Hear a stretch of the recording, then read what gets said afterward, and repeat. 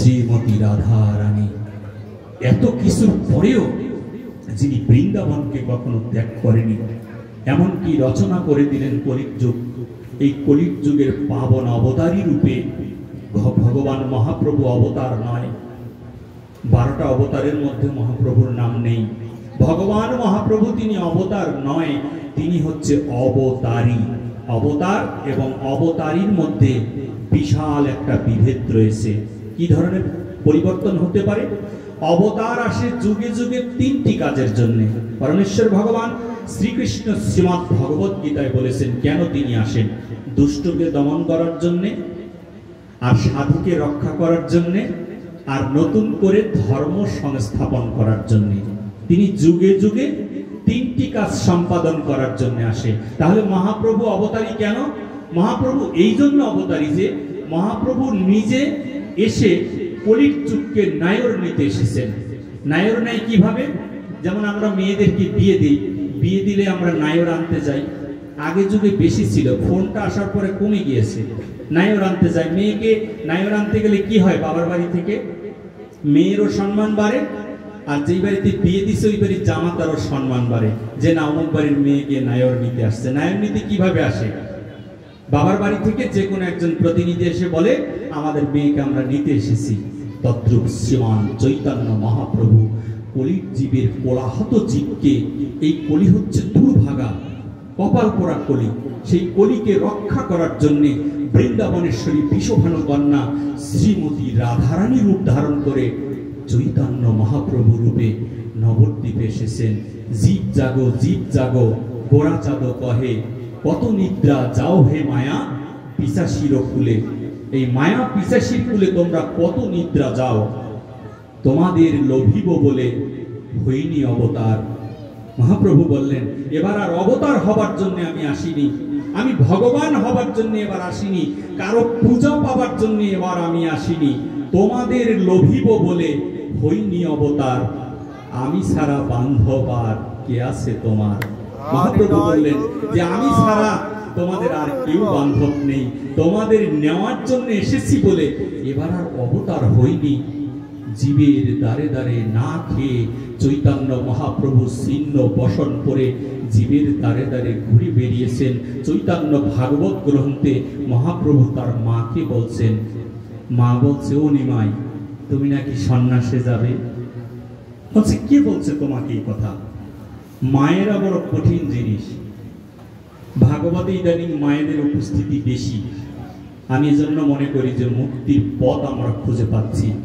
কারণ মায়েরা যেখানে হাত দেয় সেখানে খারাপ একটা মাটিও পবিত্রতে পরিণত হয়ে যায়। সেই মায়েদের বড় দায়িত্ব এই সমাজে। তাই চৈতন্য মহাপ্রভু বলেছেন যে কে বলেছে তোমাকে আমি সন্ন্যাসে যাব? চৈতন্য ভাগবত থেকে বলছি। চৈতন্য ভাগবতে মহাপ্রভু বলছেন কে বলছে তোমাকে? বলেছি কেন আমি গুঞ্জন শুনি তুমি নাকি সন্ন্যাসে যাবে। তোমার বড় ভাই বিশ্বরূপ চলে গিয়েছে, তোমার পিতা জগন্নাথ মিশ্র দেহ রেখেছে, এখন তুমি ছাড়া এই সংসারের আর কেউ নেই।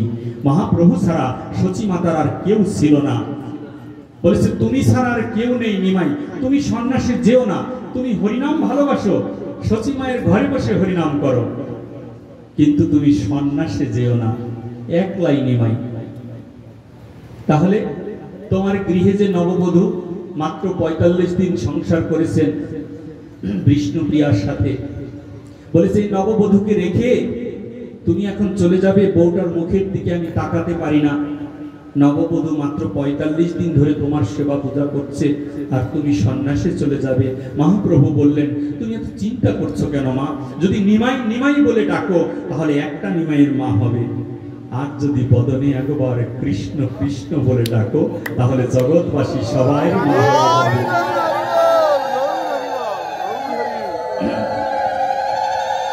মহাপ্রভুর শিক্ষা কোথায়? মহাপ্রভুকে ভালোবাসলাম। মহাপ্রভু মাকে টিয়ে পাখি যেমন বোঝায় গৃহস্থ, তদ্রূপ করে মাকে তিনি জ্ঞান দিচ্ছেন। আর আমি ভণ্ড সেজে সাত্বিক আহার 2 বেলা পেয়ে আর 1 বেলা গ্রন্থাদি পাঠ করে হাতে একটি জপের মালা নিয়ে সর্বপ্রথম বাবা মাকে বাদ দিয়ে দিলাম। এইটা চৈতন্য মহাপ্রভুর শিক্ষা নয়। মহাপ্রভু ভগবান হয়ে সচিমাতার চরণে প্রণাম করে বলছে মা, তুমি তো আমাকে চাও, আমাকে তুমি খুঁজে পাবে, আমাকে পেলেই তো তোমার হলো। বলেছে হ্যাঁ, তোমাকে চাই, তোমাকে পেলেই হলো, আমি শুধু নিমাইকে চাই, আমি আর কিচ্ছু জানি না। আমার ভগবান দরকার নেই, আমার বৃন্দাবন দরকার নেই, আমার বড় বড় তীর্থ দরকার নেই, আমি শুধু আমার নিমাইকে আমার এই বক্ষমানে স্থান দিতে চাই। আর মহাপ্রভু বললেন আমাকে তুমি পাবে। বলছে কোথায় পাবো তোমাকে? তুমি তো নাকি চলে যাচ্ছ, তুমি চলে গেলে তুমি কোথায় পাবো তোমাকে? তখন শ্রীমান শ্রীকৃষ্ণ চৈতন্য মহাপ্রভু চৈতন্য ভাগবতে কথা দিচ্ছেন তার মাকে, যেখানে সাধুগুরু বৈষ্ণবের সঙ্গ হবে, যেখানে হরিনাম কীর্তন হবে, যেখানে হরি কথা কৃষ্ণ কথা হবে, সেই আসরের মধ্যে ভক্ত পদধূলি মাঝে নিমাইকে খুঁজে পাবে। নিমাই ভক্ত পদধূলি মাঝে ঘুরে বেড়ায়। আজকে সেই নিমাইয়ের অনুসারী হয়ে নিমাইয়ের দোহাই দিয়ে সর্বপ্রথম যখন হরিকথার সাথে আমরা যুক্ত হই, সর্বপ্রথম যখন আমরা ভগবানের প্রসাদ পেতে শুরু করি, তখন সর্বপ্রথম মাকে বাদ দিয়ে দিই। বাবাটা বৃদ্ধ, ওর সাথে এখন গন্ধ আসে। আরে গন্ধওয়ালা লোকটা যদি না থাকতো তাহলে আমরা মানুষ হতে পারতাম না। পিতা মাতা জীবনকে বাজি রেখে নিজের শরীরের অর্গানকে বিক্রি করে দিয়ে হলেও সন্তানকে সমাজে প্রতিষ্ঠিত করার চেষ্টা করছেন। একটা চোর বাবাও যদি হয়, সেই বাবাটাও তার সন্তানটাকে মানুষ করার চেষ্টা করছে, আর সর্বপ্রথম সেই সন্তানটাকে বাদ করে দিচ্ছি। কেমন সন্তান আমরা! আমরা আবার নিমাইয়ের নামে দোহাই দিই। নিমাই তো এই কাজ করেনি, নিমাই তো ভগবান, আমি তো সাধারণ একটা জীব। আর মহাপ্রভু ভগবান হয়ে মাকে প্রণাম করে শিক্ষা দিয়েছেন এই জীবকে যে কি করে পিতামাতার পূজা দিতে হয়, কি করে পিতামাতার সম্মান করতে হয়। পিতামাতা হচ্ছে স্থূল ধর্ম, স্থূল প্রবদ, সাধক সিদ্ধি। চারটা দেশের কথা আমরা বলি, স্থূল প্রবদ, সাধক সিদ্ধি। স্থূল হচ্ছে পিতামাতার আশ্রয়, গ্রন্থাদি পাঠ, স্থূল ধর্ম। স্থূল ধর্ম কখন? যখন গ্রন্থাদি পাঠ করছেন আর পিতামাতার আশ্রয়ে আপনি থাকছেন, তখন হচ্ছে স্থূল ধর্ম। প্রবদ কাকে বলা হয়? স্থূল থেকে যখন আপনি আরো উন্নত ক্লাসে আপনি ভর্তি হতে চাচ্ছেন, আপনার মানব জীবন, মানব দেহ সম্পর্কে বা পরমাত্মা সম্পর্কে জানতে চাচ্ছেন, এটাকে প্রবদ বলা হয়। এবং ওই জানতে গিয়ে পরম দয়াল শ্রী গুরুদেবের শরণাপন্ন হতে হয়। এই গুরুদেবের কাছে কেন যেতে হয়? গুরুদেবের কাছে আমি কেন যাব? এই প্রশ্ন করেছিলেন আমাদের স্বামী বিবেকানন্দ, যে গুরুদেবকে কি দরকার। এই গ্রন্থের মধ্যে সব আছে। আপনি কৃষ্ণ মন্ত্রে দীক্ষিত, মন্ত্র এখানে আছে। আপনি ভাগবত পড়েন, দেখবেন পেয়ে যাবেন, মন্ত্র পেয়ে যাবেন। এক একটা এক এক জায়গায় ছিটানো আছে 5টা অক্ষর। 5 অক্ষরীয় মন্ত্র হচ্ছে কাম গায়ত্রী মন্ত্র, হচ্ছে কৃষ্ণ মন্ত্র। 5 অক্ষরীয় মন্ত্র হচ্ছে শক্তি মন্ত্র। তো শক্তি মন্ত্রতে 5টা অক্ষর, আর কৃষ্ণ মন্ত্রতেও 5টা অক্ষর।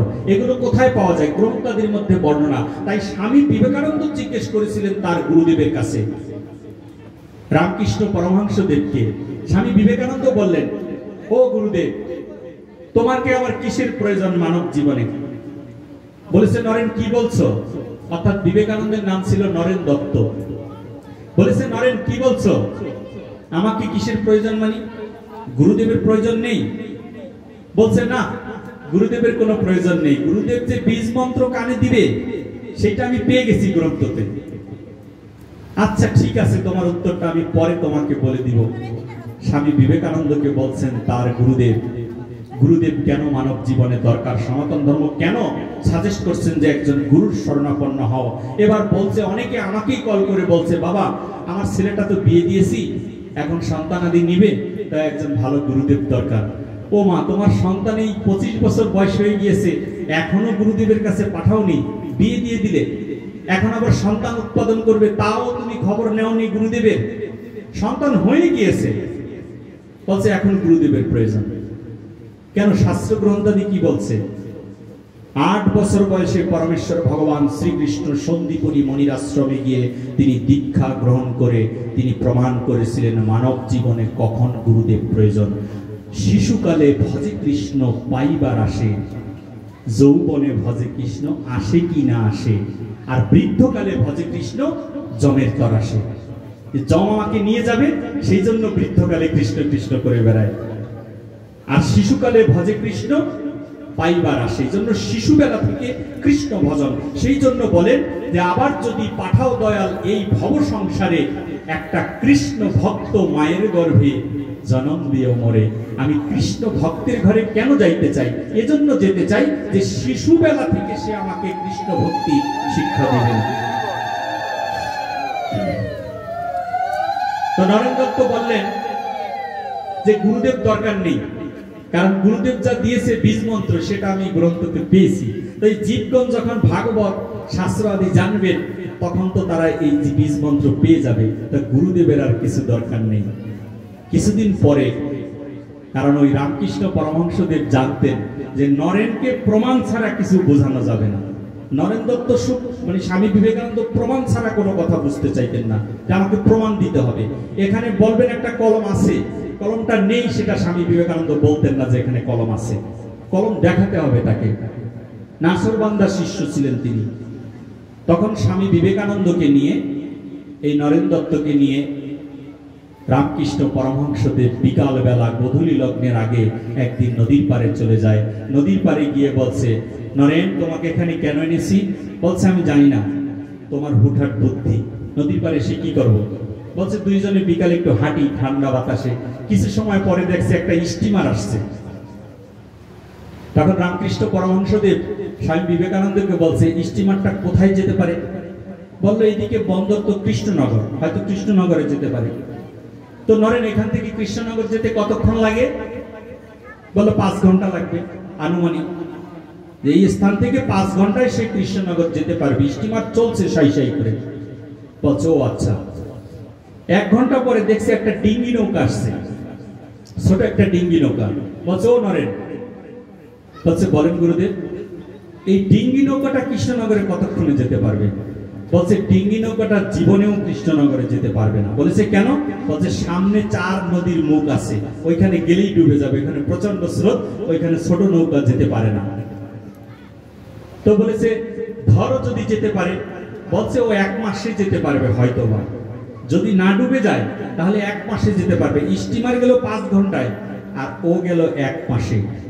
এই কথা যখন বলছে তখন স্বামী বিবেকানন্দের রামকৃষ্ণ পরমহংসদেব বলছেন যে ডিঙ্গি নৌকাটা যদি স্টিমারের সাথে বেঁধে দেওয়া যায় তাহলে ডিঙ্গি নৌকা কতক্ষণে পৌঁছাবে কৃষ্ণনগর? বলেছে 5 ঘন্টায় কৃষ্ণনগরে পৌঁছাবে। তখনই স্বামী বিবেকানন্দ বুঝতে পেরেছিলেন গুরুদেব মানব জীবনে কেন প্রয়োজন। তৎক্ষণাৎই নদীর পারে সেই বালুবন পথের মধ্যে স্বামী বিবেকানন্দ আত্মসমর্পিত হয়ে গুরুদেবের চরণে আত্মসমর্পিত। যে গুরুদেব কেন দরকার মানব জীবনে? আপনার এই ভাঙা তরি, এই কামনা বাসনায় পূর্ণ হওয়া যে তরি, এই দেহ নামক যাকে আমরা দেহ বলতেছি, এই দেহ তরিটা যে জর্জরিত হয়ে আছে কামনা বাসনায়, এইখান থেকে যদি মাপ পাইতে হয় তাহলে পরম দয়াল শ্রী গুরুদেবের চরণে আশ্রয় নিতে হবে। ওই গুরুদেবই কাণ্ডারি হয়ে একদিন না একদিন আপনাকে আমাকে পার করে নেওয়ার জন্য আসবে, এছাড়া আর কোনো ব্যবস্থা নেই। এই জন্য বলা হয়েছে গুরু ব্রহ্মা গুরু বিষ্ণু গুরুদেব মহেশ্বর গুরুরেব পরম ব্রহ্ম তস্मै শ্রী গুরুবে নমঃ। গুরুদেব হচ্ছে ব্রহ্মা বিষ্ণু মহেশ্বর। যদি ভাবেন কোনো মানুষ তাহলে আপনি অপরাধ করবেন। আজকাল গুরুবাদী সমাজ গড়ে তুলেছি আমরা। ইংরেজি কবি লিখেছেন ওয়াটার হ্যাজ নো কালার, জলের কোনো রং হয় না, তদ্রূপ গুরুদেবের কোনো রং হয় না। এই ভাগবতের আসরে এই শিক্ষা দেওয়ার জন্য আমরা আসি। আপনার গুরুদেব যদি আমার গুরুদেব হয় আর আমার গুরুদেব যদি আপনি গুরুদেব হিসেবে মানেন তাহলে আমাদের সম্পর্ক হয় গুরু ভাই বোন। আর গুরু ভাই বোনই একমাত্র সাধুগুরু বৈষ্ণবের সঙ্গ করা সম্ভব, এছাড়া এই সঙ্গ করে কোনো লাভ নেই। কোটি জনম যদি করে হরিনাম সংকীর্তন তবু নাহি মিলে নন্দেরই নন্দন। সেই জন্য আমার চৈতন্য মহাপ্রভু নবদ্বীপে এসে এই শিক্ষায় শিক্ষিত করতে চেয়েছেন এই জাতিকে।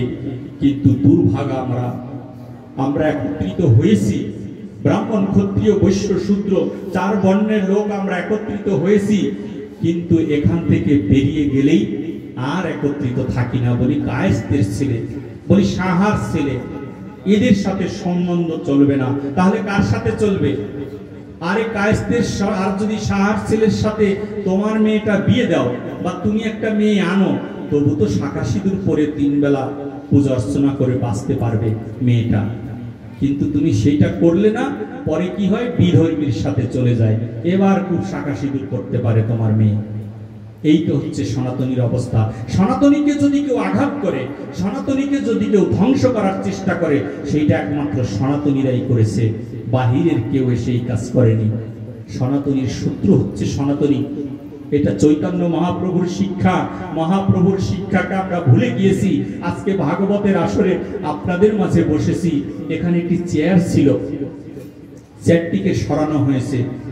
এই কয়েকদিন আমরা চেয়ারে বসে ভাগবত শুনেছি, এতে কোনো অসুবিধে নেই।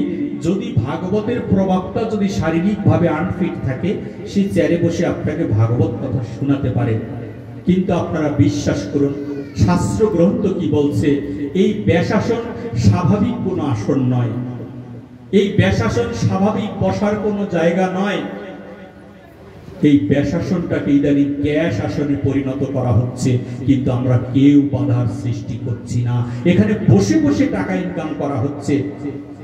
আমাকে শরীয়তপুরের একটা পাঠে গেলাম, আমাকে বলছে, বাবা একটু চরণামৃত দেন। আমার মায়ের বয়সী হয়, অনেক বৃদ্ধ, আমাকে চরণামৃত দেন, হাত পেতেছে আমার কাছে। আমি বললাম, মা এখানে তো চরণামৃত নেই। চরণামৃত কাকে বলা হয়? বলেছে, কেন? এই যে চরণামৃত, এখানে 7 দিন ধরে চরণামৃত নিচ্ছি, আর লাস্টের দিন আপনি ভাগবতে আসছেন, এখন বলেন চরণামৃত। এটা না, এটা কি চরণামৃত? আপনাকে আমাকে ভুল বোঝানো হচ্ছে, এইটা চরণামৃত নয়। 1 ফোঁটা জল আপনার হাতে তুলে দিয়ে বলছে চরণামৃত দিয়েছি, এবার প্রণামী দিতে হবে। প্রণামী না দিলে ভাগবত শোনা হয় না। আমিও বলছি প্রণামী দিতে হয় ভাগবতে। ভাগবতে কোন প্রণামীর জন্য আমরা এসেছি? মৃত্যু সময় আমাদের ব্রাহ্মণেরা 11 দিন বা 15 দিন বা 1 মাস পরে শ্রাদ্ধের কাজ করা হয়। সেই শ্রাদ্ধের কাজের মধ্যে আমাদেরকে একটি ফর্দ লিখে দেয় ব্রাহ্মণ। কি ফর্দ? ছাতি লাগবে, লাঠি লাগবে, কড়ি লাগবে, চাল লাগবে, ডাল লাগবে, স্বর্ণ লাগবে, গাভী লাগবে, ভূমি লাগবে, এইরকম প্রায় 78-79টা জিনিস আপনাকে লিখে দেয়। সেই জিনিসগুলো বাজার থেকে সংগ্রহ করে আনেন। ব্রাহ্মণকে যদি জিজ্ঞেস করেন এই কড়িগুলো কেন, এই পাথরের কড়ি কেন, আমার বাবা মারা গেছে বা মা মারা গেছে, আমি কেন এই পাথরের কড়ি দিব? ব্রাহ্মণ কি উত্তর দিবে বা আপনারা কি উত্তর দিবেন? উত্তরটা হচ্ছে, এই কড়ি হচ্ছে পারের কড়ি। তোমার বাবা বা মা দেহ রেখেছে, তা সে ভবনদী পাড়ি দিবে না, সেই জন্য কড়ি লাগবে না, এই জন্য এই কড়িগুলো লাগবে। কয়টা এনেছো? বলছে 3টা। হবে না, 5টা নিয়ে আসো। 5টা কড়ি দিলে ওই 5টা কড়ি নাকি ভবনদীর পারের কড়ি। এটা ভবনদী পারের কড়ি নয়। আমি শাস্ত্র থেকে আপনাদেরকে বলছি, ভবনদী পারের কড়ি এটা নয়। এই কড়ি দিয়ে আপনি ভবনদী পাড়ি দিতে পারবেন না, এর কোনো শাস্ত্রীয় প্রমাণ নেই। ভবনদী পারের কড়ির নাম হচ্ছে সাধুগুরু বৈষ্ণবের পদধূলি। একমাত্র চরণ ধূলি হচ্ছে ওই ভবনদী পার ঘাটাতে আপনার কাছে গিয়ে দাঁড়িয়ে থাকবে। সেইটা আমার চৈতন্য মহাপ্রভু প্রমাণ করেছেন। চৈতন্য মহাপ্রভু লীলায় নবদ্বীপের মাটিতে এক দুষ্ট কসাই ছিল। এই দুষ্ট কসাই, তিনি প্রতিদিন, দুষ্ট কসাই তো কসাই, তাকে কেন আমরা দুষ্ট বলবো? দুষ্ট কসাই কেন? দুষ্ট এই জন্য যে যেই জীবটা তিনি কিনে আনতেন, সেইটাকে কেটে কুটে বাজারে বিক্রি করতেন। এইটা হচ্ছে শুদ্ধ ব্যবসায়ী তিনি। কিন্তু তিনি মিথ্যে কথা বলে 10 কেজির জায়গায় 1 কেজি দিতেন। এই রকম 2 নাম্বারি করে টাকা ইনকাম করতেন দুষ্ট কসাই। সেই কসাই যখন যুবক হলেন, যুবক হবার পরে তার যৌবনের নেশায় তিনি পরনারীর কাছে গিয়ে সময় কাটাতেন। নবদ্বীপের মাটিতে পরনারীর সঙ্গ করতেন। পরনারীর সঙ্গ করতে করতে এত দুষ্ট যে তাকে কেউ দেখতে পারত না, কেউ দেখতে পারে না। ভগবান শ্রীকৃষ্ণ ক্ষমা করেছে জীবকে। আপনারা দেখেছেন ভগবানের লীলা, কৃষ্ণ লীলা কেমন। তিনি বধ করেছেন, বড় বড় অসুরদেরকে বধ করেছেন। আর চৈতন্য মহাপ্রভু বলেছেন, এবার আর বধ নয়, এবার তোদের নেবার জন্য আর তোদের মুক্ত করার জন্য এনেছি মহা ঔষধি পাপ নাশিবার লাগি। মহা ঔষধ নিয়ে এসেছি এবার পাপ নাশ করার জন্য। সেই মহা ঔষধ আমার নিত্যানন্দ প্রভুর মাধ্যমে জীবের দ্বারে দ্বারে বিলিয়ে দিব। সেই ঔষধের নাম হচ্ছে হরে কৃষ্ণ কৃষ্ণ কৃষ্ণ হরে হরে, হরে রাম রাম রাম হরে হরে। এই মহা ঔষধ নিয়ে মহাপ্রভু এসেছেন। দুষ্ট কসাইটা বলছে যে আমার তো আর জায়গা নেই সমাজে। যৌবনের গরম ছিল, সেই গরমে যত দুষ্টামি আছে সব কিছু করে বেরিয়েছেন। একে কে ক্ষমা করবে? কোন দেব দেবতা মুনি ঋষি কারো দ্বারা এটা সম্ভব নয়, একমাত্র চৈতন্য মহাপ্রভুর দ্বারাই এত ক্ষমা করা সম্ভব। একটা জীবনে আমরা কত অপরাধ করেছি, বুকে হাত দিয়ে নিজের কাছে নিজে প্রশ্ন করুন যে কত অন্যায়ের সাথে আমরা যুক্ত হয়েছি। তথাপিও চৈতন্য মহাপ্রভু বলেছেন তোদের এখনই মুক্ত করে দিব। আমাদেরকে মুক্ত করার জন্য তিনি এসেছেন। কসাইটা এত দুষ্ট যে সমাজে কেউ তাকে দেখতে পারত না, ওরে দেখলে অন্য রাস্তা দিয়ে মানুষ যেত। ভুল ক্রমে একদিন নবদ্বীপের মাটিতে শ্রী হরি কথা কৃষ্ণ কথা হচ্ছে, এইরকম একটি কথা সঙ্গের পাশ দিয়ে ওই কসাই যাচ্ছিল। কসাই যেতে যেতে তার ইচ্ছা ছিল না হরি কথা শ্রবণ করার, তথাপিও তিনি কেমন করে যেন এই ভাগবতের হরি কথা তার কর্ণগোচর হয়ে যায় তার নিজের অজান্তে। আমরা ভাগবতে কেন আসবো? মহাপ্রভু শিক্ষা দিচ্ছেন যে না জেনেও আমি বুঝতে পারিনি, তবু একটি কথা হরি কথা আমার কানে প্রবেশ করেছে, এতেই আপনার চিরমঙ্গল হবে। যখনই হরি কথা প্রবেশ করেছে তিনি শুনতে পেরেছেন যে লব মাত্র সাধু সঙ্গ সর্বসিদ্ধি হয়। কিঞ্চিত পরিমাণ, লব শব্দের অর্থ অল্প পরিমাণ, এই অল্প পরিমাণ সাধু সঙ্গে সর্বসিদ্ধি লাভ হতে পারে। সেই দিক থেকে ওই কসাই যেখানে সাধু সঙ্গ হয় এর বাহির দিয়ে দূর দিয়ে একটু ঘুরে বেড়ায় হরি কথা শোনার জন্য। সে আর কোনোদিন ভজন করতে পারেনি, কোনোদিন মন্দিরে যায়নি, কোনোদিন সাত্বিকাহার পায়নি, কোনোদিন কৃষ্ণ কৃষ্ণ কৃষ্ণ বলে ডাকেনি। কিন্তু এই কসাইটা যখন মৃত্যুবরণ করলো, মৃত্যু সজ্জায় দেখছেন তার বক্ষের উপরে দাঁড়িয়ে আছে শ্রীমান শ্রীকৃষ্ণ চৈতন্য মহাপ্রভু দাঁড়িয়ে বলছেন, ও কসাই, বলছে কে তুমি? মৃত্যু যার হয়, যেজন মরতে পারে, ওই ব্যক্তির সাথে কারা দেখা করে, কে দেখা করে, এইটা শুধু ওই ব্যক্তিই জানে, অন্য কাউকে বলা সম্ভব আর হয় না, কারণ ইন্দ্রিয় তো কাজ করে না। আপনি কি করে বলবেন? পাশে গীতা পাঠ করছে, সারা জীবনে গীতা শোনেনি, কিন্তু মৃত্যুর সময় পাশে বসে গীতা মুখস্থ করছে, মৃত্যুর সময় বক্ষের উপরে গীতা রেখে দিয়েছে, এতে বিন্দু পরিমাণ ফলের কোনো সম্ভাবনা নেই। যদি থাকতে হয় ইন্দ্রিয় সকল সতেজ থাকতে আমাদের এই ভক্ত সেবায় আসা প্রয়োজন। ভক্ত সেবায় কেন আসবো? সাধুর দর্শনে যায় মনের ময়লা, আর পরশিলে হয় ভাব তরঙ্গ। যদি সাধুকে একবার দেখতে পারি, সেই জন্য আমরা এই সাধু সঙ্গে আসি। আজকেও যেদিন আমি বাসা থেকে বেরিয়ে আসি, বেরিয়ে আসার সময় শ্রীমতী রাধিকা চরণে বলে এসেছি, ও রাধারানী, যদি তুমি এই মালপাড়াতে যদি আসতে পারো তাহলে এই অধমকে তুমি নিও, আর যদি না আসতে পারো তাহলে আমাকে তুমি নিও না। আমি বিশ্বাস করি আমি আসার বহু আগে আপনাদের আসরে শ্রীমতী রাধারানীর উপস্থিতি হয়েছে। জয় জয় নিতাই গৌর প্রেমানন্দে, হরি বল। যখন ওই কসাইটা মরতে পড়েছে, তার বক্ষের উপরে দাঁড়িয়ে চৈতন্য মহাপ্রভু বলছেন, ও কসাই, তোর তো দেহর এখন শেষের দিকে, তোর এখনই প্রাণ পাখি বেরিয়ে যাবে। আর কসাই বলছে, কে তুমি? এমন অপরূপ ব্রাহ্মণ। মহাপ্রভু ব্রাহ্মণ রূপ ধারণ করেছিলেন, সুন্দর কপালে সুন্দর তিলক, সুন্দর নামাবলী গায়, দুই বাহু তুলে জীবের দ্বারে দ্বারে গৌরা হরির নাম বিলায়। সেই মহাপ্রভু দাঁড়িয়ে বলছেন, ও কসাই, তুমি যে এত দুষ্ট ছিলে, আমাকেও চিনতে পারোনি? বলেছে, না, তোমাকে চিনতে পারিনি, কিন্তু তুমি আমার বক্ষের উপরে যখন দাঁড়িয়েছো, আমার মনে হয় যেন আমার শক্তি দ্বিগুণ 10 গুণ বৃদ্ধি পেয়েছে। প্রভু, তুমি কে আমি জানি না, তবে মৃত্যু সময় তুমি আমার সাথী হলে এর চেয়ে বড় প্রাপ্তি আমার আর কিছু হবে না। মহাপ্রভু বললেন, তোর কিচ্ছু লাগবে না, কোনো ভজন লাগবে না, তুই গিয়েছিলি না সাধু সঙ্গে, তুই বৈষ্ণব সঙ্গে গিয়েছিলি না, ওইখানে আমারই একটা বৈষ্ণবের পদধূলি পড়েছিল, সেই ধুলিটা তোর গায়ে লেগেছে বলে আমি যে তোর দাসের দাস হয়েছি। আর তাই গৌর প্রেমানন্দে হরি বল।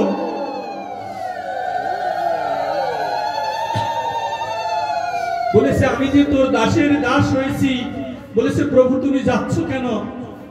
আমার শেষের দিনে তুমি কৃপা করে এসেছো, কৃপার ঠাকুর, তুমি আমাকে ছেড়ে কেন যাচ্ছ? বলেছে তোমায় ছেড়ে আমি যাচ্ছি না রে। বলেছে তাহলে তুমি চলে যাচ্ছ যে? বলছে আমি চলে যাইনি, তোর শেষের দিনে এসেছি, তোর ওই ভব নদীর পার ঘাটাতে দাঁড়িয়ে আমি চৈতন্য মহাপ্রভু তোকে এই নদীটা পার করে দেবার জন্য এসেছি। কসাই বললেন এ হেন অবতারী আর কখনো হবে না, মহাপ্রভুর মতো আমরা কখনো পাবো না। এত অপরাধী, এত অন্যায় করলো, এত হীন কাজ করলো, যেই কাজের জন্য ওকে সমাজে কেউ স্থান দিচ্ছে না, আজকে তাকেও মহাপ্রভু কৃপা করলো। তার অন্যতম প্রমাণ জগাই মাধাই। জগাই মাধাইয়ের মতো অপরাধী এই বিশ্ব ব্রহ্মাণ্ডে আর কেউ ছিল না, যেটা শ্রীমদ্ ভাগবত প্রমাণ করেছেন। ভাগবতে আলোচনা করেন চৈতন্য মহাপ্রভুর চৈতন্য ভাগবত আলোচনা করছেন যে কেমন অপরাধী ছিল এই জগাই মাধাই। জগাই মাধাইয়ের অপরাধের কথা ভাগবতের একটা শ্লোকে আলোচনা করেছেন। আমাদের যমরাজের একটি শ্লোক রয়েছে ভাগবতে, সেই শ্লোকে আলোচনা করেছেন। যমরাজ জিজ্ঞেস করছে, চিত্রগুপ্তের কাছে জিজ্ঞেস করছে, বলছে চিত্রগুপ্ত কেমন? একটা হচ্ছে চিত্তগুপ্ত, আরেকটা হচ্ছে চিত্রগুপ্ত। চিত্ত আর হচ্ছে চিত্র। চিত্তগুপ্ত কাকে বলা হয়? চিত্তের মধ্যে গোপনে থেকে যিনি আপনার আমার সকল কিছু লিখিত রাখছেন তাকে বলা হয় চিত্তগুপ্ত। এই চিত্তগুপ্ত তথ্য রাখছেন যে আমরা কি করছি, সেই তথ্যটা পরমেশ্বর ভগবানের চরণে তিনি পৌঁছে দিচ্ছেন। আমরা ভাবি কেউ দেখবে না, একজন ঠিকই দেখছে, এই কথাটা আমরা বলি। সেই একজন কিভাবে দেখে? সেই একজন চিত্তগুপ্তের মধ্যে যিনি গুপ্তভাবে থাকছেন, গুপ্তচর, তিনি সেই জিনিস ধরিয়ে দিচ্ছেন। আরেকটাকে বলে চিত্রগুপ্ত। চিত্র শল্পের শিল্পী, চিত্র মানে শিল্পী, বলে চিত্রগুপ্ত। শিল্পী কেমন? যিনি ছবি আর্ট করে তাকে বলা হয় চিত্রগুপ্ত। গুপ্ত হৃদয়ের মাঝে গুপ্ত থেকে যিনি ছবি আর্ট করছেন, আপনার আমার যে আমি কোথায় গেলাম, আমি কি করলাম, এই ক্যাটালগটা এঁকে দিচ্ছেন যিনি, সেই চিত্রগুপ্তকে জিজ্ঞেস করছেন। এই ভাগবতের আমাদের যিনি যমরাজ রয়েছেন, যমরাজের শ্লোকের মধ্যে চিত্রগুপ্তকে জিজ্ঞেস করছেন, ও চিত্রগুপ্ত, জগাই মাধাই কেমন অপরাধী বলতো? জগাই মাধাই কি করে উদ্ধার পেল? যারা সব সময় পতিতালয়ে থাকে, যারা সব সময় মদ্য মাংস পান করে বেড়ায়, যাদের মুখে হরি কথা কৃষ্ণ কথা নেই, সাধু দেখলেই যারা মারতে যায়, তারা কি করে মুক্ত হলো? মহাপ্রভু এটা একটা কাজ করলেন, উনি ভগবান বলে সব করবে, আমার কি কোনো দায়িত্ব নেই? চিত্রগুপ্ত অ্যান্সার দিচ্ছেন, বলছে যে 1,00,000 চিত্রগুপ্ত 1,00,000 বছর যদি বর্ণনা করে জগাই মাধাইয়ের অপরাধের কথা, তাহলে কিঞ্চিত পরিমাণ বর্ণনা করা হবে। এত অপরাধী ছিল। সেই জগাই মাধাই কি করে চৈতন্য মহাপ্রভুর সেবায় সর্বপ্রথম সেই জগাই মাধাই ক্ষমা পেয়ে গেল? আমি তো অপরাধী, আমি তো ক্ষমা পেলাম না, আমার তো স্বভাবের পরিবর্তন হলো না, ভাগবত শুনে কি হবে? আমার তো স্বভাবের পরিবর্তন হলো না, প্রসাদ পেয়ে কি হবে?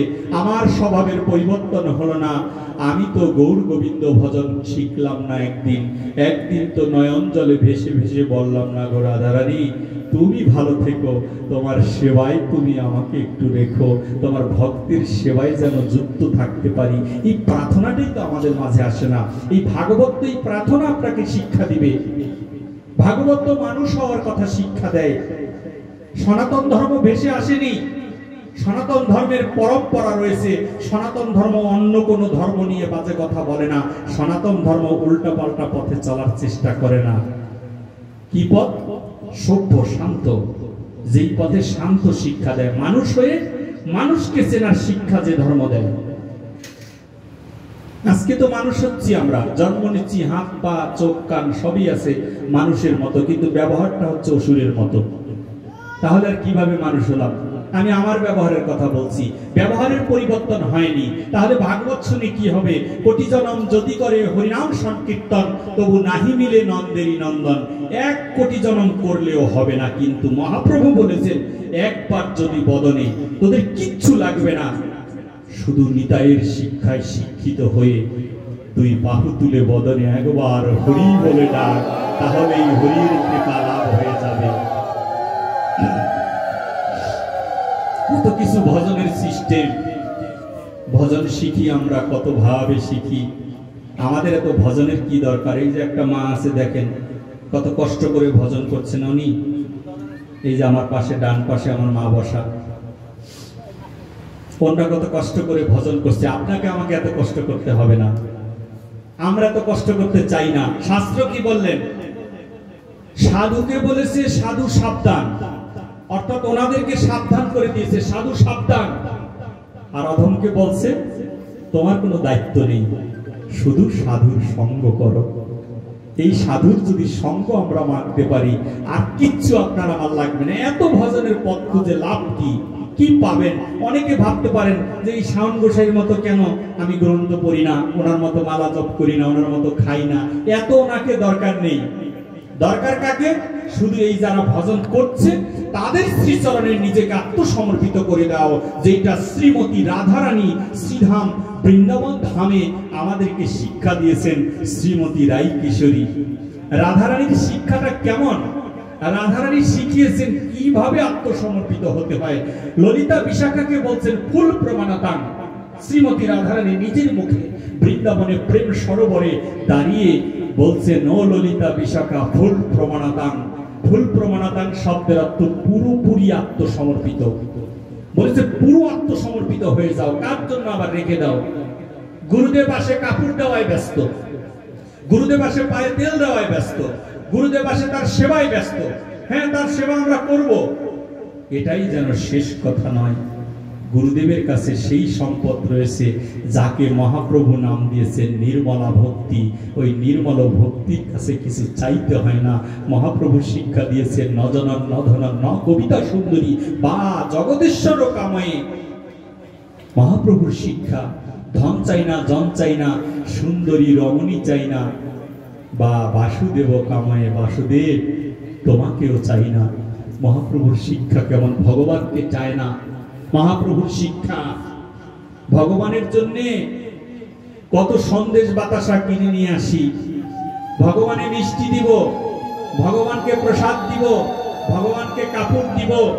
ভগবান আজকে ছানা খাইতে চেয়েছে।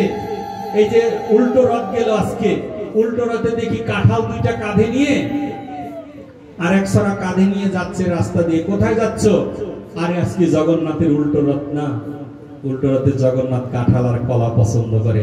তোমার কাঁঠাল কলা খাওয়ার জন্য তিনি বসে থাকেননি।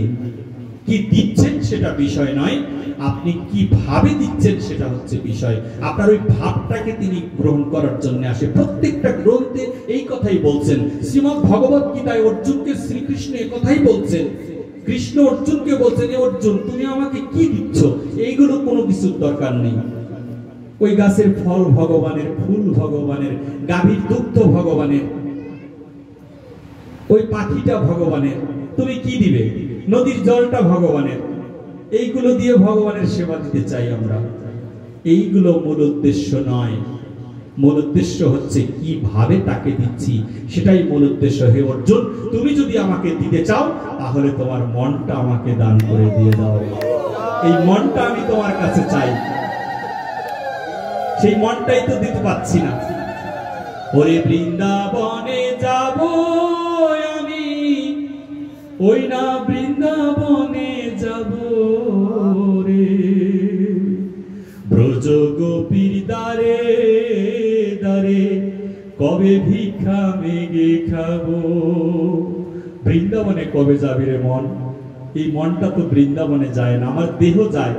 হস্তপদ চক্ষু কর্ণ নাসিকা জিহ্বা ত্বক, এরা বৃন্দাবনে যায়। কিন্তু এরা বৃন্দাবনে গিয়ে কোনো লাভ নেই যদি মন তোমার বৃন্দাবনে না যায়।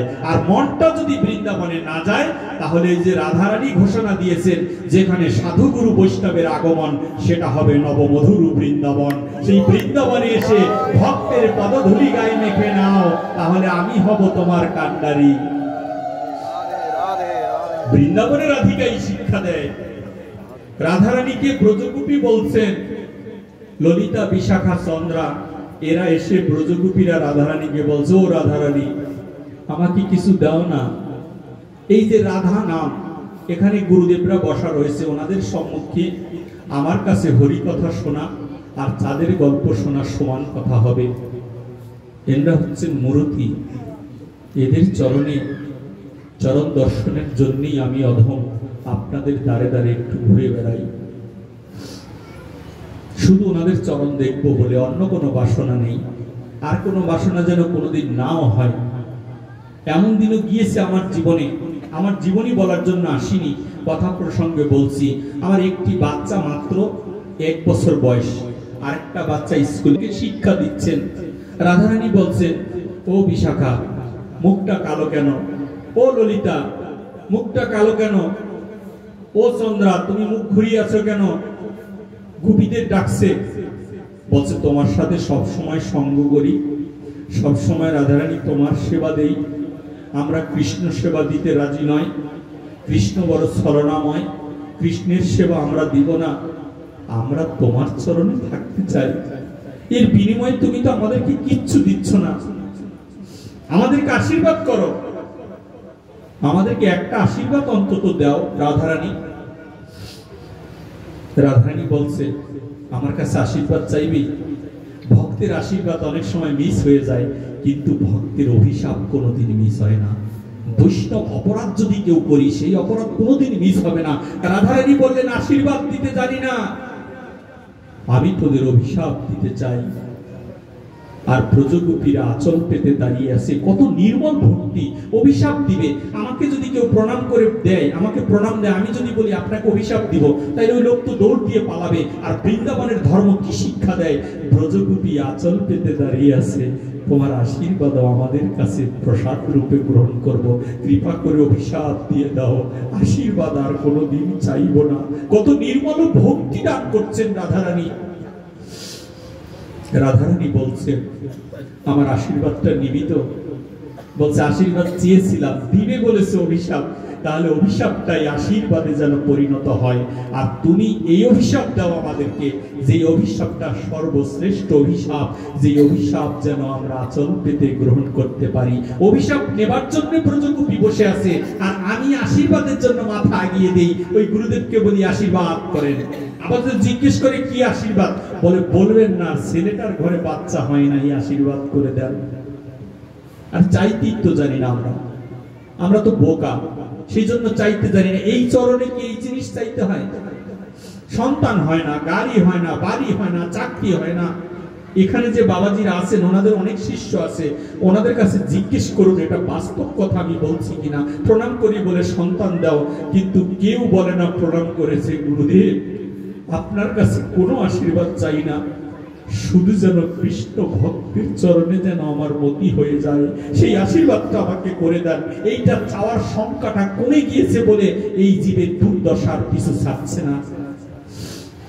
রাধারানী বললেন, আমি তোদের এই অভিশাপ দিলাম, আগত কলির যুগে যেন তোরা কৃষ্ণ কৃষ্ণ কৃষ্ণ বলে যেন তোরা কাঁদতে পারিস। সেই অভিশাপ তোদেরকে দিয়ে দিলাম, যেন হা কৃষ্ণ বলে তোরা কাঁদতে পারিস। আজকে নবদ্বীপেই লীলা হয়, রাধারানীর অভিশাপে আমরা কাঁদছি। কারণ ওই বৃন্দাবনেশ্বরী মহাপ্রভু রূপে এসে শ্রীবাস অঙ্গনে বসে শ্রীবাস ঠাকুরকে বলছে, ও শ্রীবাস এই জীব কাঁদছে কেন দেখো তো। বলছে, ওর বাবা মরে গিয়েছে সেই জন্য কাঁদছে। বলছে, আহারে কত মূর্খ, কতবার বাবা পেলি, কতবার মা পেলি, কতবার জন্ম হয়েছে। শ্রীমদ ভগবত গীতা প্রমাণ করেছেন। গীতায় কৃষ্ণ অর্জুনকে বলছেন, তোমার বহুবার জন্ম হয়েছে, আমারও বহুবার জন্ম হয়েছে, আমি পৃথিবীতে বহুবার এসেছি, তুমিও বহুবার এসেছো, আমার মনে আছে বৎস, কিন্তু তোমার মনে নেই। এই পৃথিবীতে আমরা বহুবার এসেছি কর্মগুণে, এই কর্মগুণে বহুবার জন্মগ্রহণ করেছি, তথাপিও কখনো মা হয়েছি, বাবা হয়েছি, ভাই হয়েছি, বন্ধু হয়েছি, শত্রু হয়েছি, মিত্র হয়েছি, তারপরেও পিপাসা আমাদের দূর হয়নি। বাবা মা হওয়ার পিপাসা দূর হয়নি, সন্তান হওয়ার পিপাসা দূর হয়নি, বন্ধু হওয়ার পিপাসা এখনো আমরা দূর করতে পারিনি। আর প্রহার করে বেড়াচ্ছি কাদেরকে? বন্ধু কাদেরকে ভাবছি? বলেছে man can not live on alone, মানুষ একা বাঁচতে পারে না। No person can be happy without friends, বন্ধু বান্ধব ছাড়া কেউ সুখী হতে পারে না। কিন্তু কোন বন্ধু? যেই বন্ধু গলা কেটে টাকা নিয়ে যায়। আজকাল দেখি না, বন্ধু ডেকে নিয়ে যায়, চা খেতে যায়, চা খেতে গিয়ে পরের দিন লাশ হয়ে আসে বাড়িতে। কি বন্ধু ধরেছি আমরা! আরে একে কি বন্ধু বলা হয় নাকি? বন্ধু কেমন? যেই বন্ধু তোমাকে পরমের পথ দেখাবে সে হচ্ছে তোমার প্রকৃত বন্ধু। যেই বন্ধু তোমার গুরু গৌরাঙ্গ চিনিয়ে দিবে সে হচ্ছে তোমার প্রকৃত বন্ধু। সেই বন্ধুকে বাদ দিয়ে শ্রীবাস সম্মানে বসে শ্রীবাস ঠাকুরকে মহাপ্রভু বলছেন, ও শ্রীবাস, এই জীব তো এখনই উদ্ধার হয়ে যাবে। বলেছে প্রভু 84 লক্ষ জনি, 80 লক্ষবার বিভিন্ন জনিতে জন্ম নিয়েছি, এবার 4 লক্ষবার মনুষ্য জন্ম। এই 4 লক্ষবারের এখন কততম চলছে আমরা কি জানি? মহাপ্রভু বলেছেন যত তমই চলুক না কেন, এইবার ক্ষমা করতে এসেছি, এবার ক্ষমা করে দিব। তাই মহাপ্রভু ঘোষণা করেছিলেন নবদ্বীপ হচ্ছে ক্ষমার ভূমি, এইখানে সবাই ক্ষমা পেয়ে যাবে। চোরও ক্ষমা পাবে, আর সাধুরা তো আগে থেকেই ক্ষমা পেয়ে রয়েছে। যেমন শ্রীমদ্ ভগবত গীতা নিয়ে কত কথা বলা হয়। গীতা কোন জ্ঞান? শ্রীমদ্ ভগবত গীতা হচ্ছে পারমার্থিক জ্ঞান, এইটা জড়জাগতিক কোনো জ্ঞান নাই। পারমার্থিক জ্ঞান কেমন? এই জ্ঞানের পরিধিটা কেমন? গীতার জ্ঞান কেমন পরিধিতে পরিচালিত হচ্ছে? এই গীতা কৃষ্ণ কি বোঝাতে চেয়েছেন গীতার মধ্যে, আর আমি কি বুঝলাম গীতার মধ্যে? অর্জুন শুধু একবার করে গীতার শ্লোক শুনেছিল, প্রত্যেকটা শ্লোক এক একবার বলা হয়েছে। আর আমি এই পর্যন্ত অনেকবার পড়েছি, গীতার কিচ্ছু বুঝিনি। অর্জুন একবারই বুঝে গিয়েছে, আর আমি শতবার, আপনি শতবার পড়েন, দেখেন কি যেন রয়ে গেছে। বলছে ভ্যাকুয়াম অফ মাইন্ড। গীতা পড়লে ভ্যাকুয়াম অফ মাইন্ড, হৃদয়ের শূন্যতা জাগে, মনে হয় আরো যেন কি রয়ে গেল। এইরকম হচ্ছে গীতা। তাহলে গীতার মধ্যে কি বললেন? গীতা বলছেন সর্বধর্মাং পরিত্যাজ্য মামেকাং শরণং ব্রজ অহং তাং সর্ব পাপেভ্যো মোক্ষয়িষ্যামি মা শুচো। সর্বধর্ম তুমি ত্যাগ করো, সর্বধর্মাং পরিত্যাজ্য মামেকং শরণং ব্রজ, সর্বধর্ম তুমি ত্যাগ করো। মামেকং শরণং ব্রজ, মামেকং শরণং ব্রজ অর্থ হচ্ছে আমার শরণাগতি লাভ করো। মামেকং শরণং ব্রজ অহং তাং সর্ব পাপেভ্যো, আমি কথা দিচ্ছি সর্ব পাপ থেকে তোমাকে মুক্ত করে দিব। এখন ধর্ম বলতে কি বুঝি? এবার যদি একজন মুসলিমের কাছে গিয়ে আমি বলি যে আমার গীতা বলছে সর্বধর্ম ত্যাগ করতে, তাই তোমার ওই ধর্ম তুমি ত্যাগ করে চলে আসো, সনাতন ধর্মে আসো, না হলে মুক্তি নাই, এই কথা যদি বলি, তাহলে কি গীতা ভুল ব্যাখ্যা করা হলো না? সর্বধর্মাং পরিত্যাজ্য মামেকং শরণং ব্রজ, সব ধর্ম ত্যাগ করো। এই জীবের ধর্ম কি? মানব জীবনের মাত্র 2টা ধর্ম, হিন্দু, বৌদ্ধ, খ্রিস্টান, মুসলিম, 128টা না কয়টা ধর্ম আছে।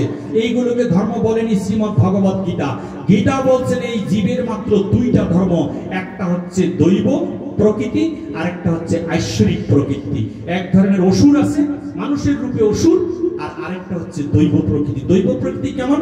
রাস্তার মধ্যে একটা লোক অ্যাক্সিডেন্ট হয়ে পড়ে আছে, এই লোকটাকে হসপিটাল নিতে হবে, এর কাছে পৌঁছে দিতে হবে, এটা হচ্ছে দৈব ভাব। আর অসুর ভাব কেমন? এই লোকটার পকেটে কি আছে সেইগুলো কেড়ে নিয়ে গিয়ে ওকে লাথি মেরে, ওই দুর্বল হয়ে পড়ে আছে রাস্তায়, তাকে লাথি মেরে ফেলে দিয়ে ওর পকেটের টাকা, মোবাইল, মানি ব্যাগ এইগুলো নিয়ে চলে যাওয়া, এটা হচ্ছে অসুর। কৃষ্ণ তাই অর্জুনকে বলছেন সর্বধর্মাং পরিত্যাজ্য মামেকং শরণং ব্রজ, তোমার ওই যে অসুরের যে ধর্মগুলো আছে ওই ধর্মগুলোকে তুমি ত্যাগ করো। মামেকং শরণং ব্রজ, ত্যাগ করলেই হবে না, ত্যাগ করে তুমি আমার শরণাগতি লাভ করো। ত্যাগ করে একবার শুধু অর্জুন কৃষ্ণ বলে ডাকো, আর কিচ্ছু লাগবে না। মৃত্যু সময় কৃষ্ণ নাম মুখে আসে না, কি করে আসবে? অভ্যাসই তো নাই, অভ্যাস নাই। বলেছে মৃত্যু সময় আসে না না, বলেছে সব ধর্ম তুমি ত্যাগ করো, যে অসুরের যে ধর্মগুলো আছে ওইগুলোকে ত্যাগ করে দিয়ে বদনে একবার কৃষ্ণ কৃষ্ণ বলে ডাকো, তাহলে তোমার ভবনদীর কান্ডারি হব আমি। এছাড়া ভবনদী কান্ডারি হওয়ার কোনো সম্ভাবনা নেই।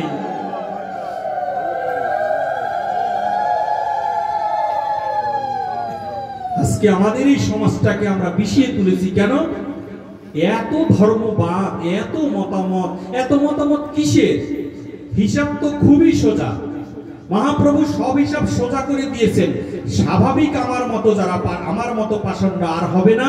আমার মতো আমি এই পাষণ্ডের শুধু একটাই কাজ শিখিয়েছে, এই বৈষ্ণবদের চরণে নিজেকে আত্মসমর্পিত করা শিখিয়েছেন। সাধুর সঙ্গ করো, আর সাধুকে বললেন সাধু সাবধান, সাধু সাবধানে চলতে হবে। আর আমি দুষ্টজন, আমাকে বলছে ওই সাধুর সঙ্গ করো, বাকিটা আমি বুঝে নিব। তোমার দায়িত্ব হচ্ছে সাধুর সঙ্গ করা, অন্য কোনো কাজ নেই। এখন সাধুর সঙ্গ করতে গিয়ে, মানুষকে অনেক কিছু দেখাতে গিয়ে, এবার সাধুর জন্য নিজে টাকা সুদ করে তারপরে আইনা গুরুদেবকে বা বিভিন্ন সাধুদেরকে খাওয়ানোর চেষ্টা করি। কে বলছে তোমার কাছে এই গুরুদেবরা খেতে চায়? ওনাদের কোনো কাজই নেই, তোমার কাছে আসার কোনো দরকারই নেই। ওনার কি কম আছে নাকি? ওনার বাপ দাদার নাম সম্পত্তি সমস্ত কিছু আছে, তথাপি ওনাদের কাজ না থাকা সত্ত্বেও তোমার আমার মতো নরাধমের বাড়িতে গিয়ে বলে, বাবা তোর বাড়িতে একটুখানি আশ্রয় দিতে এসেছি। অযাচিত ভাবে তারা প্রেম দান করছেন আমাদের কাছে এসে এসে। আর আমরা ভুল বুঝছি, বলে তোমার বাড়িতে এসছে তোমার গুরুদেব, তুমি দীক্ষা নিয়েছো তোমার গুরুদেব। কে বলেছে? গুরুদেব তো কোনো ভেসে আসা বিষয় নয়, গুরুদেব কোনো প্রতিষ্ঠান নয়, গুরুদেব একটা নাম নয়, গুরুদেব একটা ব্র্যান্ড নয়। গুরুদেব হচ্ছে চলমান একটা গবেষণাগার। এই গবেষণাগারে তুমি আশ্রয় লাভ করো, তাহলে সব কিছু লাভ করতে পারবে। ওরে ধরো চরণ সেরো নারে, ধরো চরণ সেরো না, দয়াল নিতাই কাউকে ফেলে যাবে না, দয়াল নিতাই নিতাই কাউকে, ওই নিতাই কাউকে ফেলে যাবে না। এই নিতাই হচ্ছে গুরুতত্ত্ব, নিত্যানন্দ তত্ত্ব হচ্ছে গুরুতত্ত্ব। তাই অন্য যারা গুরুদেব রয়েছেন তারা স্বয়ং আমার শ্রীমান নিত্যানন্দ প্রভু। নিতাইকে যেন ওনাদের চোখে দেখতে পাই, নিতাই যেন ওনাদের চোখে ভাসে। এই হেন নিতাই আর কোনোদিন আমরা লাভ করতে পারবো না, যিনি ভক্তদের প্রহার পেয়ে, যিনি ভক্তদের আঘাত পেয়ে তারপরেও বলেছে একবার হরি বল, এমন বান্ধব আর কেউ এই পৃথিবীতে কোনোদিন আসবে না। জগাই মাধাইকে নিতাইকে মেরে ফাটিয়ে দিয়েছে। জগাই মাধায় কলসির আঘাতে নিতাইয়ের কপাল ফেটে বক্ষ ভেসেছে রক্ততে।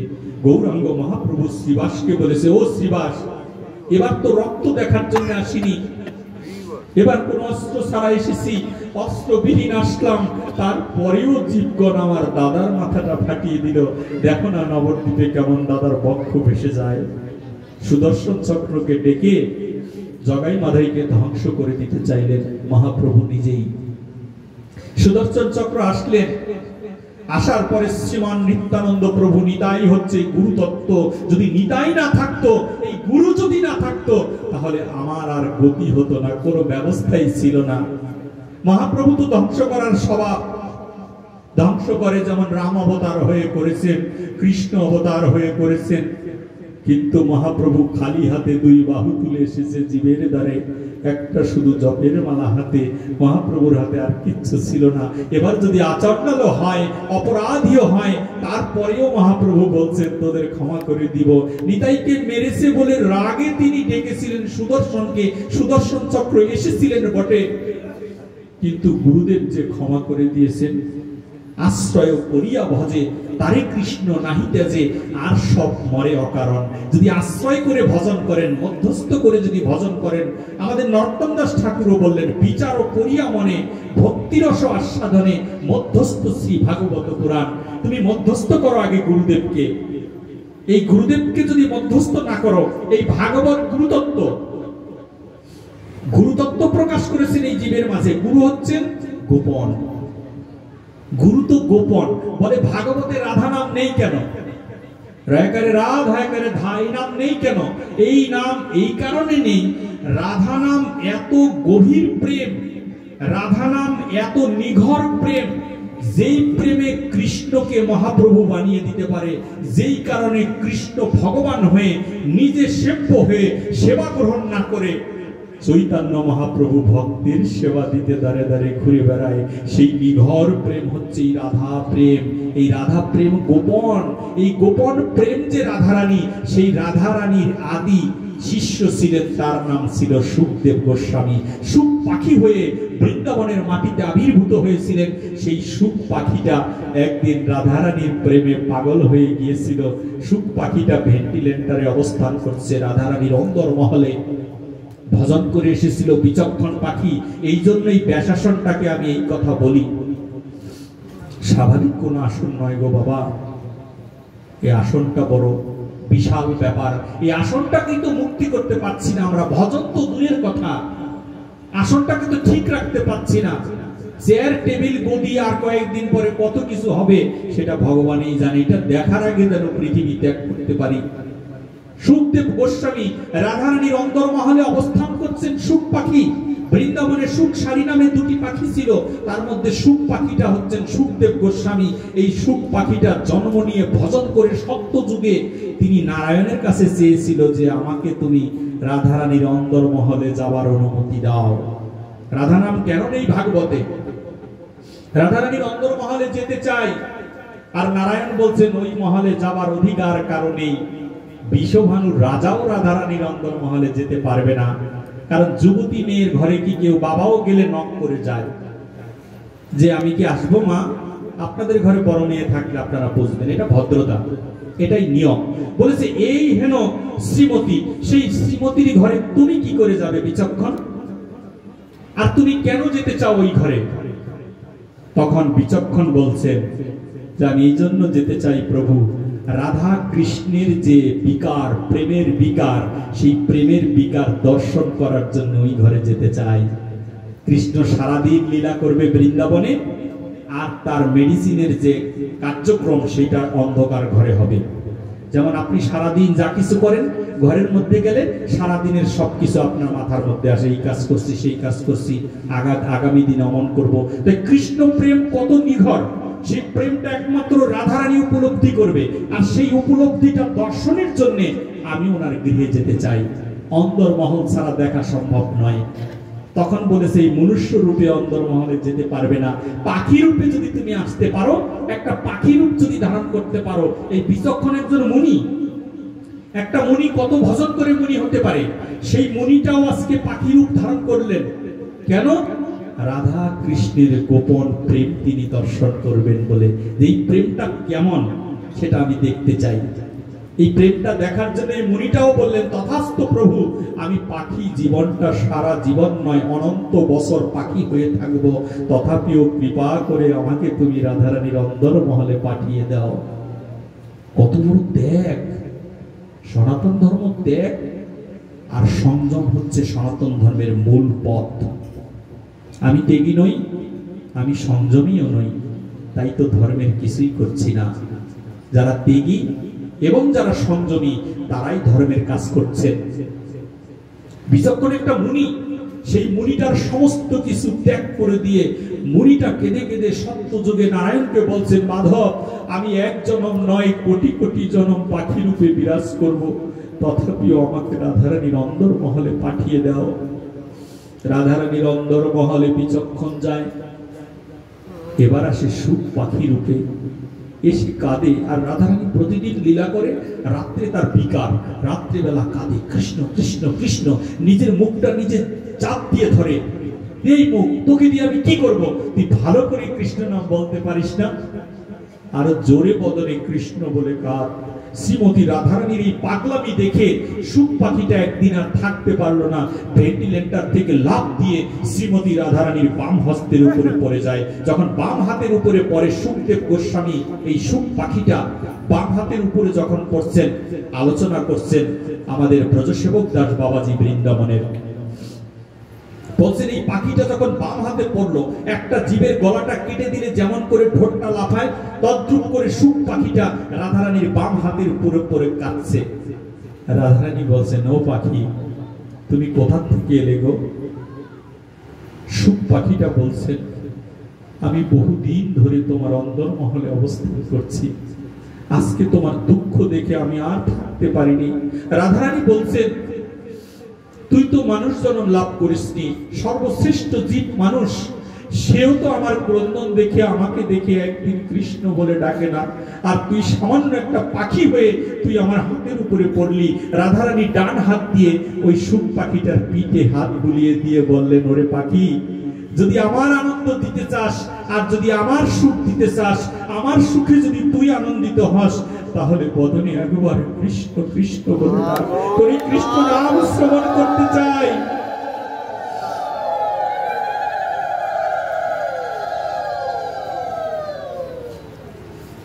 রাধারানীর শিক্ষায় শিক্ষিত হয়ে সুখ পাখিটা কৃষ্ণ কৃষ্ণ যখন বলছেন, রাধারানী বলছেন, এই মধুর নাম একা শুনে শান্তি পাই না, যারে উদ্ধ আকাশে উড়ে যা পাখি, এই মধুর নাম শ্রবণ করা জীবগণকে।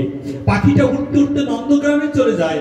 নন্দগ্রামে যখন এই কৃষ্ণ নাম করছেন, পরমেশ্বর ভগবান শ্রীকৃষ্ণ গোপাল রূপে ছিলেন, তিনি তার নন্দ মহারানীর গৃহ থেকে দৌড় দিয়ে বেরিয়ে আসে। নন্দ মহারানী বলছে, কি রে গোপাল, দৌড় দিয়ে বেরিয়ে গেল? বলেছে, মা কে যেন কৃষ্ণ বলে ডাকছে আমায়। পাখিটা গিয়ে কৃষ্ণের চরণে পড়ে গেল, লাফাচ্ছেন, ছটফট করছেন। কৃষ্ণের চরণে পড়ে যখন পাখিটা কাঁদছেন, কাঁদতে কাঁদতে পাখিটাকে কৃষ্ণ ধরলেন। পাখিটা জিজ্ঞেস করছে, তুমি কি এমন কৃষ্ণ নাম আর কখনো শুনোনি? বলেছে, আরেকবার শুনেছি। কোথায় শুনেছো? একমাত্র শ্রীমতী রাধারানী এমন করে কৃষ্ণ বলতে পারে, আর কেউ পারে না রে। এই জগৎবাসী সবাই কৃষ্ণ বলে ডাকে, কিন্তু এত মধুর নাম মধু মাখায় সুরে আর কেউ নিতে পারে না রে পাখি। বলেছে, আমি রাধারানীর কাছ থেকে এসেছি, রাধারানী অনেক আনন্দ পায় তোমার এই নাম করতে। বলছে, পাখি তুই আমাকে আনন্দ দিতে চাস না? তো রাধারানীকে তুই খুশি করবি? বলেছে, হ্যাঁ প্রভু, তোমার আনন্দের জন্যই তো তোমার কাছে আসলাম, যে তোমার নাম আমি শিখেছি, তোমার আনন্দটা কিসে হয় আমাকে বলো। শ্রীকৃষ্ণ বললেন, আমার আনন্দ হয় কৃষ্ণ নাম না করে বদনে যদি একবার রাধে রাধে বলে ডাকো, তাহলে আমি বড় আনন্দ লাভ করি।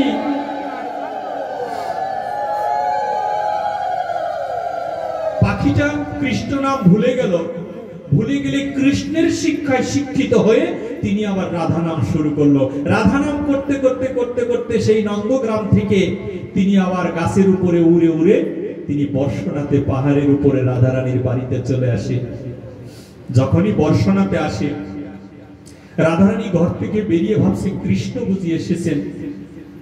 বেরিয়ে দেখে সেই সুখ পাখিটা কৃষ্ণ কৃষ্ণ বলে কাঁদছেন আর নয়ন জলে ভেসে যাচ্ছেন। রাধারানী পাখিটাকে ধরে আদর করলেন, চুমু খেলেন মুখে।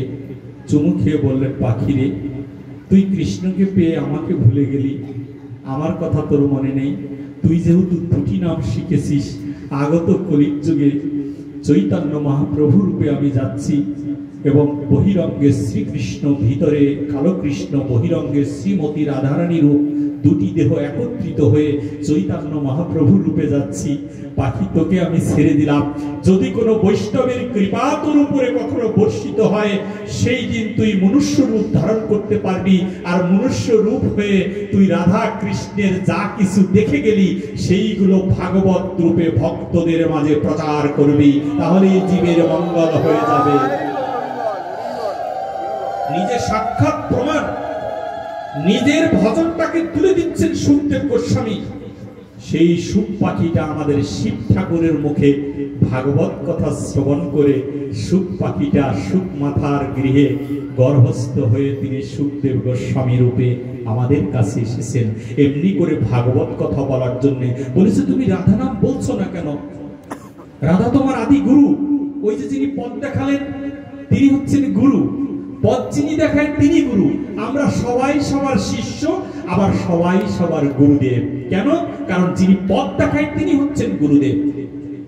আজকে রাধারানী পথ দেখিয়েছেন, আর সুখদেব গোস্বামী তাকে গুরুদেব রূপে মেনে নিয়েছে। তাই গুরুদেব যেহেতু আচ্ছাদিত হওয়ার নাম, গুরুদেব যেহেতু গোপন হওয়ার নাম, সেই জন্য সুখদেব গোস্বামী ভাগবতের মধ্যে রাধা নাম বলেনি। আর বলেছে রাধা নাম বললেন না কেন? বলেছে জানো না, ওই নাম এত প্রেম, ওই নাম এত মধুর, যেই নাম আমরা করি তাকে বলি কৃষ্ণ নাম, আর যেই নাম তোমার কৃষ্ণ করে সেটা হচ্ছে রাধা নাম। জীবে জীবে করে প্রেম তাকে বলি কাম, জীব পরমে করে প্রেম ধরে প্রেম নাম। এই জীবে জীবে প্রেম করি বলি এটা বুঝি প্রেম না, এইটা হচ্ছে প্রেম নয়, এটা কাম। কামনা বাসনা চরিতার্থ করার জন্য একটা জীব আরেকটা জীবকে ভালোবাসি।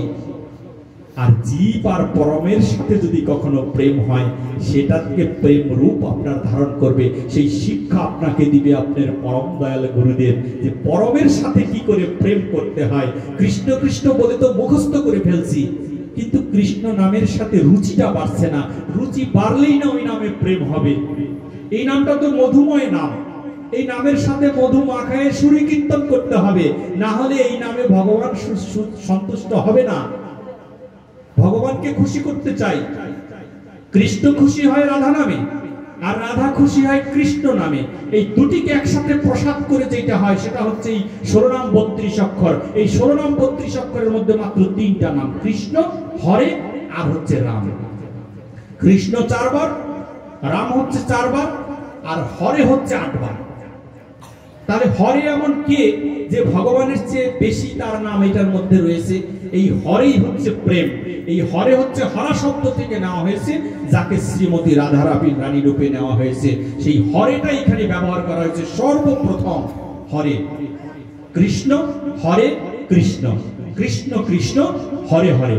তাহলে হরে নাম দিয়ে প্রেম দিয়ে এই রকম করে পরিবেষ্টিত করে রাখা হয়েছে কৃষ্ণ নামটাকে, যাতে করে ওই প্রেমের দ্বারা যেন ভগবান আচ্ছাদিত হয়ে যায়। কারণ একমাত্র প্রেমের রশি দ্বারাই এই কালচক্রকে বাঁধা যায়, আর কোন রশি দ্বারা বাঁধা সম্ভব নয়। বড় বড় অসুর ছিল, কেউ কি বাঁধতে পেরেছে ভগবানকে?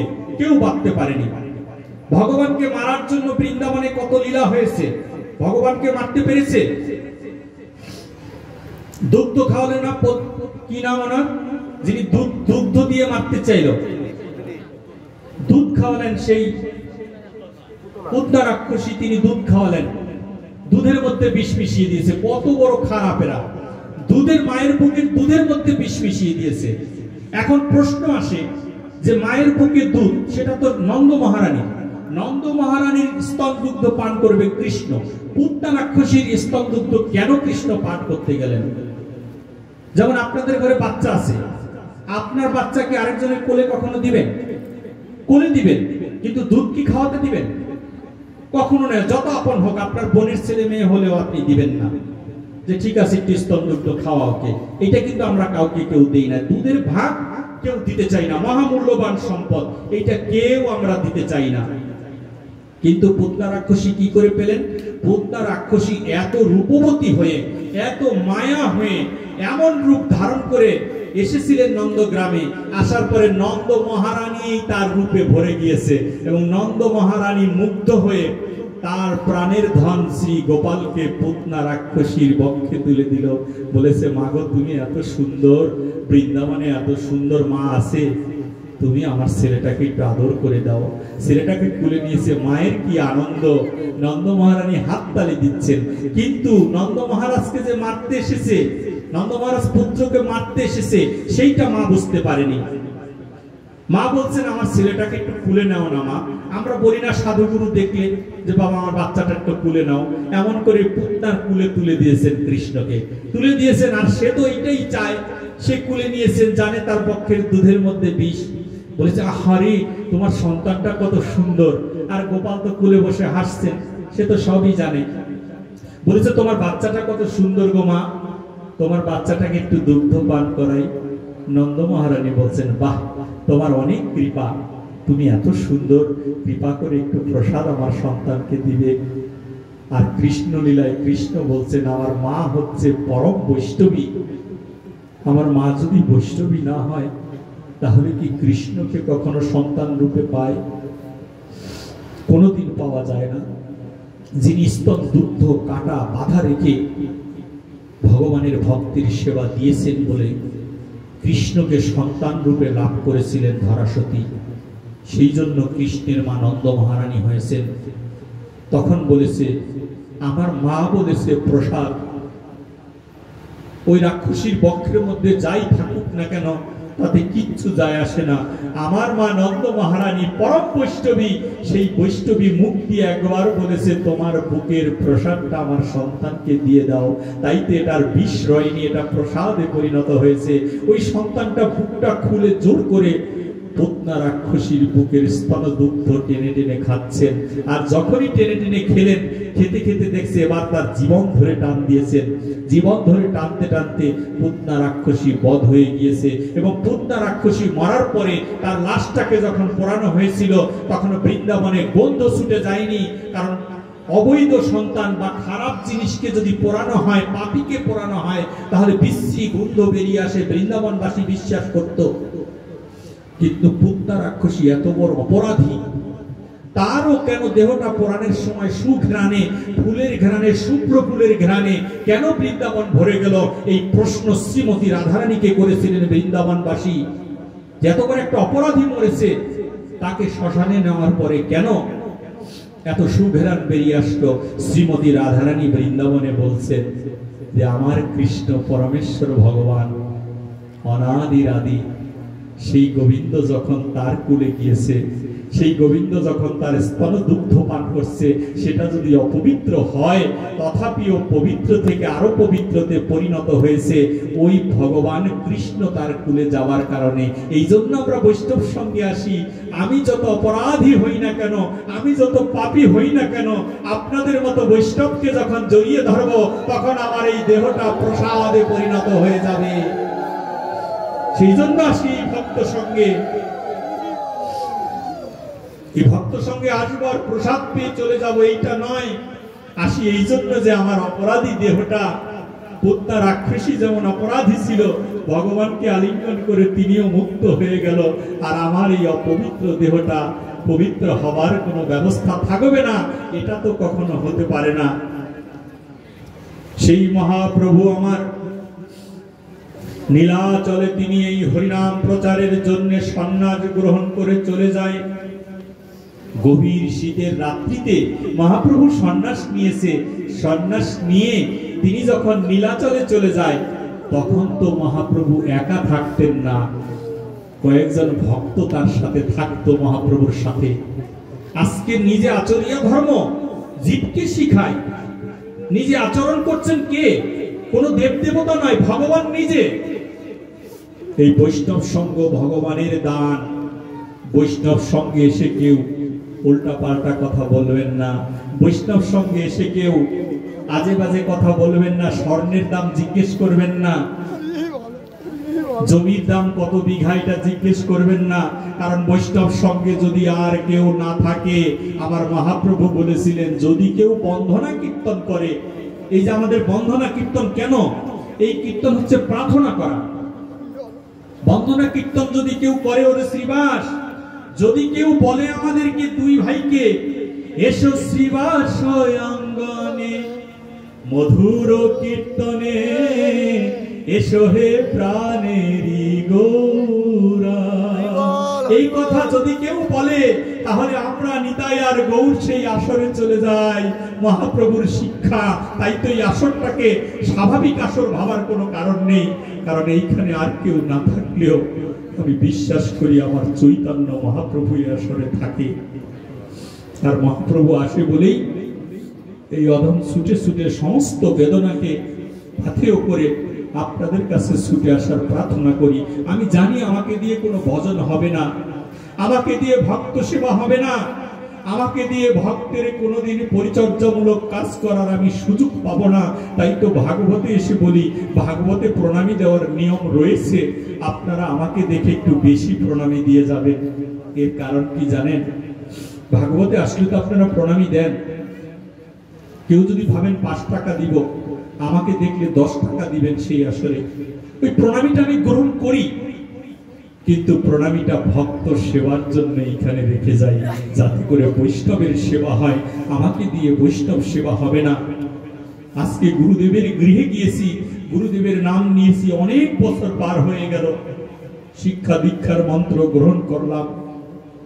এতে যদি হিসাব করি 1 লক্ষ বারের বেশি আমার গুরুদেবের কথা মতো ভগবানের কাছে গিয়ে এই পূজা অর্চনার নামে আমি নাটক করে বেরিয়েছি।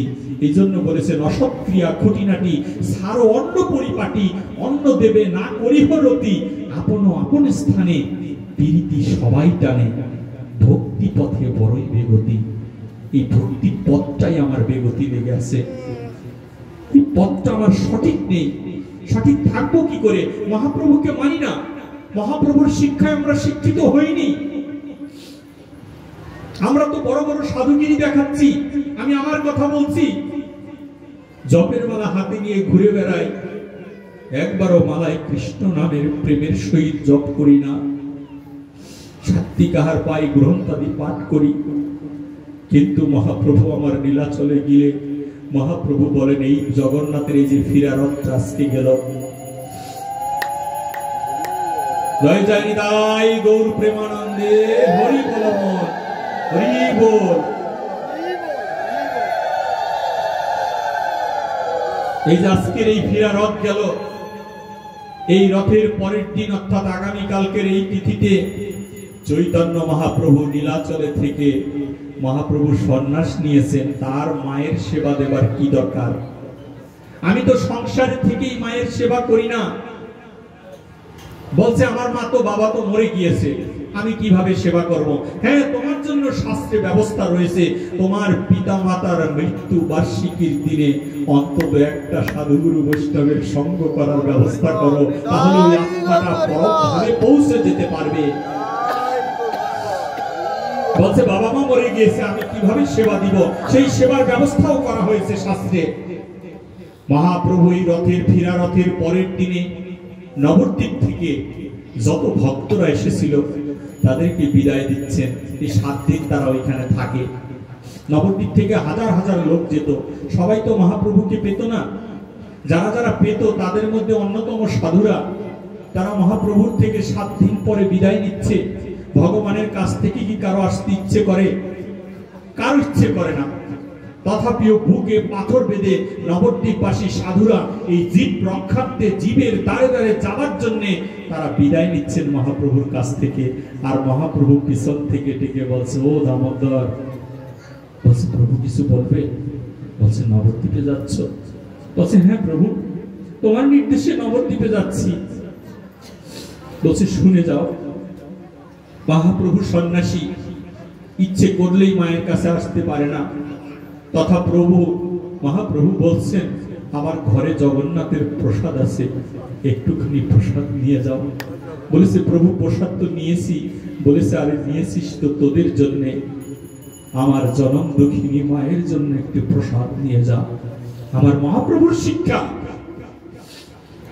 মায়ের জন্য প্রসাদ নিয়ে যা।